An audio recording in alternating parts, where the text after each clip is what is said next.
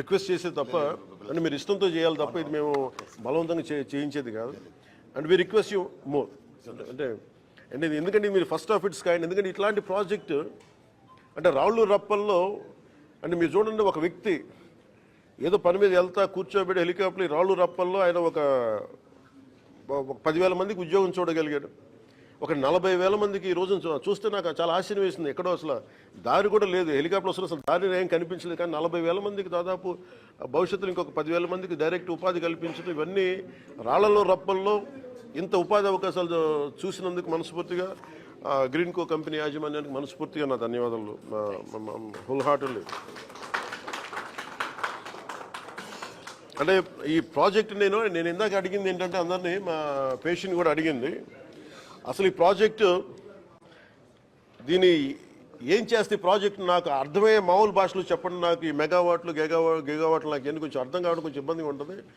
అంటే నేను ఒక ఇంట్లో కూర్చొని నేను లైట్లు వేసుకుంటే నాకు ఎన్ని ఇంట్లో లైట్లు వెలుగుతాయని అడిగితే 43 లక్షల ఇళ్లల్లో ఒక 200 యూనిట్లు చొప్పున రోజుకి వాడుకుంటే 43 లక్షల ఇళ్ళకి ఈ ప్రాజెక్టు డైరెక్ట్ పవర్ ఇవ్వగలదు. నెలకి 200 యూనిట్లు. అలాగే అగ్రికల్చర్ లోడు రాష్ట్రంలో 50% అగ్రికల్చర్ లోడుని ఈ ప్రాజెక్టు తీర్చగలదు. అంటే ఆంధ్రప్రదేశ్ తాలూకు ఎనర్జీ అవసరాలని 3వ వంతుని ఈ ప్రాజెక్టు, అంత సత్తా ఉన్న ప్రాజెక్టు. సో అందుకని మనస్ఫూర్తిగా ఇలాంటి ప్రాజెక్ట్ని మీరు ఆంధ్రప్రదేశ్లో పెట్టినందుకు, ఎవరు చూడనప్పుడు మీరు అంటే ఈ రోజున నిన్న మన ఎన్టీపీసీ కూడా చూసాం, మన ప్రధానమంత్రి గారు ఓపెన్ చేశారు. మోర్ దెన్ గవర్నమెంట్ ఏజెన్సీస్ కంటే ముందే, వీటన్నిటికంటే ముందు ఆయన ఒక విజన్ తోటి చూశారు. అది మనస్ఫూర్తిగా చలమశెట్టి అనిల్ గారికి మనస్ఫూర్తిగా నా ధన్యవాదాలు తెలియజేసుకుంటాం. అలాగే సంపూర్ణంగా మేము ఏదైనా ఇష్యూ ఉంటే ఫర్దర్గా మా డిఎఫ్ఓ గారు కూడా ఇక్కడే ఉన్నారు, నా దృష్టికి ఆవిడే తీసుకొచ్చారు. ఇది కొంచెం పారదర్శకంగా we are here to encourage, at the same time any corrections ఉంటే మీరు ఏదైనా కొంచెం పెద్ద మనసుతో కొంచెం సహకరించండి, మేము కూడా అలాగే సహకరిస్తామని తెలియజేసుకుంటాం. థ్యాంక్ యూ అండ్ జై హింద్.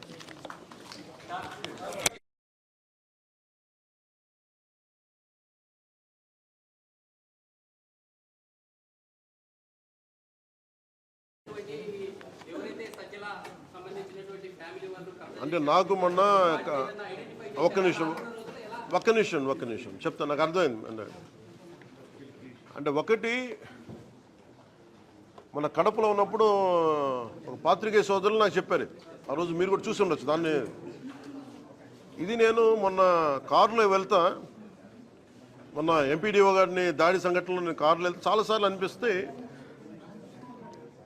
ముఖ్యంగా కడప, కర్నూలు కొన్ని జిల్లాల్లో, ప్రత్యేకించి చిత్తూరులో గవర్నమెంట్ భూములు కావచ్చు, లేదంటే ఫారెస్ట్ ల్యాండ్ కావచ్చు, చాలా అన్యాక్రాంతం అవుతాయి. దానిని ప్రాబ్లం ఎక్కడ ఉందంటే, దీంట్లో మొన్న ఫైల్లో కూడా ఒక సంతకం పెట్టండి. అది ఏంటి అంటే, ఒక ఫారెస్ట్ డిఎఫ్ఓ అనుకుంటా, ఆయన అటవీ భూమి కాదు ఇది, ఇంకా మనకు సంబంధం లేని భూమి అని చెప్తే అది వాళ్ళకి అమ్మేశారు. ఆయన సస్పెండ్ చేయడం కూడా జరిగింది. ఇలాంటి ఎన్ని కేసులు ఉన్నాయో కూడా ఒకసారి చూడాలి. నేను అంటే నా మనసులో ఏముంది అంటే, అండ్ యాక్చువల్లీ నేను జిల్లాల పర్యటనలో అనడానికి కారణం కూడా అదే. అంటే నా మనసులో ఏముందంటే, ఒక స్పెషల్ డ్రైవ్ అయితే పెట్టాలి అన్ని జిల్లాల్లో, కడప జిల్లాలో కానీ అన్నమయ్య జిల్లాలో కానీ ఒక స్పెషల్ డ్రైవ్ అయితే పెట్టాలి. నేను పండగ అయిన తర్వాత పీసీసీఎఫ్ గారికి ఆల్రెడీ నేను కడప పర్యటన తర్వాత ఆల్రెడీ వారికి తెలియజేశాను, అసలు ఎంత ఫారెస్ట్ ల్యాండ్ ఎన్క్రోచ్మెంట్ అయిందా లేదా.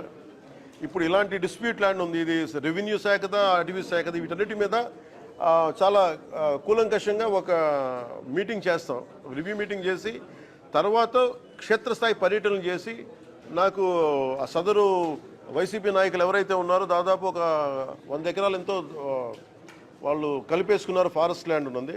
అలాంటి ఏ ఉన్నా కానీ ఖచ్చితంగా వాటిని సరి చేస్తాం.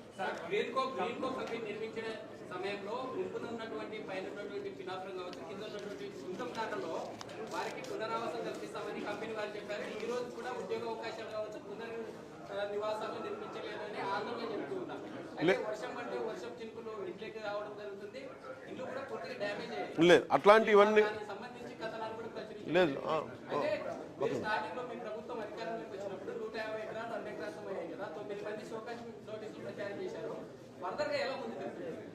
ఇది అంటే అలాగా ఇది ఒక్క నిమిషం మీరు ఇప్పుడు దాకా ఎలా చేశారు చెప్పండి వాళ్ళు ఆయన చెప్పింది ఒక్క నిమిషం మీరు గుంటూరు దాంట్లో ఆల్రెడీ మనం హౌసెస్ కన్స్ట్రక్ట్ చేస్తామని చెప్పాము. ఆల్రెడీ హౌసెస్ కన్స్ట్రక్షన్ స్టార్ట్ చేసాము. ల్యాండ్ కొంచెం ఇష్యూ ఉంది, అది ఆ ఇష్యూ క్లియర్ చేసాము. We are going to start. అది అవుతుంది. ఇప్పుడు మీరు చెప్తున్నట్టు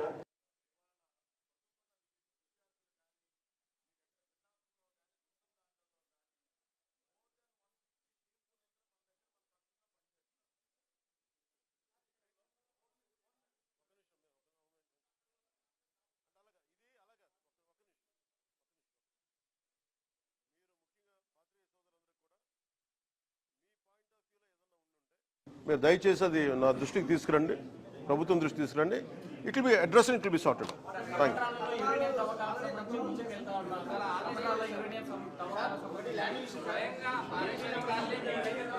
I think let me I think address it.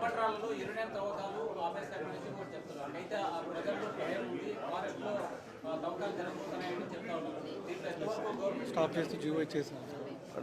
ఖచ్చితంగా జీవో ఇచ్చేశారు, ఆపేశారు, స్టాప్ చేశారు. సీఎం గారు రాజధాని కావాలని నా మనసులో చెప్పారు. కర్నూలు రాజధాని కావాలని నా మనసులో ఎప్పుడు చెప్పాను చెప్పిన విధానం ఎప్పుడంటే అలాగా వినండి. ఆహా అలా అంటారా?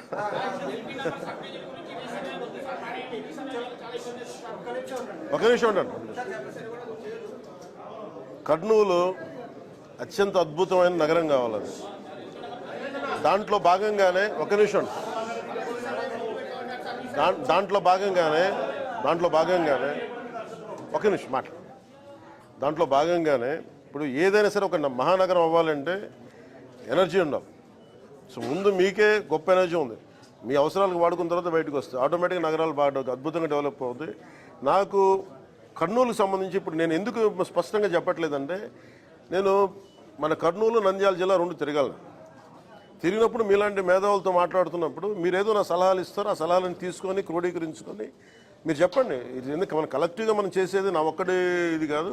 మీరందరూ మనం సహకరించి మీకు ఎలా ఉంటే బాగుంటుంది, మీ సలహాలు సంప్రదింపులు చేసి will make it as a fantastic city. Thank you.